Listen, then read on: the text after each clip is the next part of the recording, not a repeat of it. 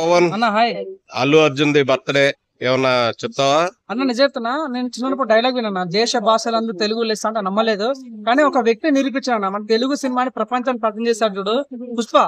Without any Rajamouli support లేకుండా ప్రపంచంలో పుష్ప అంటే చూపించాడు చూడు. అక్కడ నేను ఫ్యాన్ అయిపోయాను అన్న. నేను డైరెక్ట్ పవన్ కళ్యాణ్ ఫ్యాన్. కానీ నాకు పుష్ప ఆ సినిమా అంటే చాలా చాలా ఇష్టం అన్న. నిజంగా అన్న బర్త్డే రాబోతుంది. ఎంత కాంట్రవర్సీ ఉన్నప్పుడు కూడా నాకు అన్న చాలా రెస్పెక్ట్. ఆ విషయం ఆల్ అన్న. మీరు పుష్ప 1, 2 ఎట్లా తీసారో ఇంకా మంచి మంచి సినిమాలు తీసి మంచి పేరు తెచ్చుకోవాలి, మంచి పేరు దొరకకుండా.